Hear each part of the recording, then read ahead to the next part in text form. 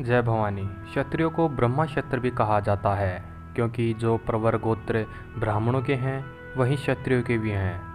इसलिए राजपूत को अपनी वीरता, त्याग, युद्ध प्रियता, अनुशासन प्रियता के साथ साथ ब्राह्मणों जैसी क्षमा, दया, उदारता, सहनशीलता, धर्म ज्ञान आदि गुणों को भी धारण करना होता है।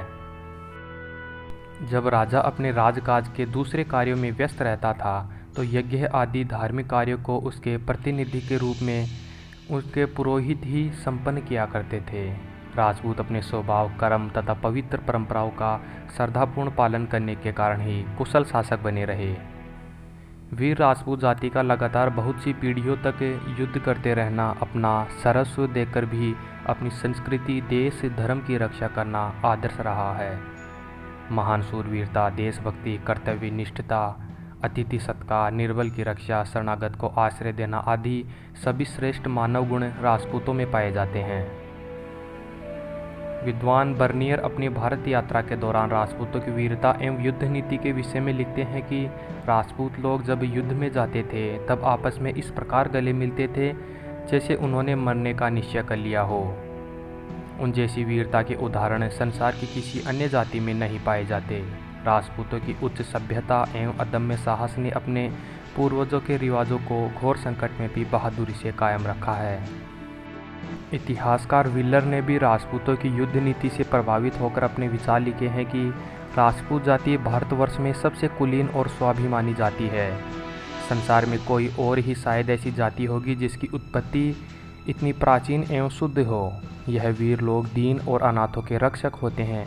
यह अपमान को कभी सहन नहीं करते और अपनी स्त्रियों के सम्मान का सदा ध्यान रखते हैं। इतिहासकार कर्नल वाल्टर राजपूतों के बारे में लिखते हैं कि राजपूतों को अपने पूर्वजों के गौरवशाली इतिहास पर गर्व हो सकता है क्योंकि इस संसार में किसी भी देश के इतिहास में ऐसी व्यवस्था एवं अभिमान के योग्य चरित्र नहीं मिलता।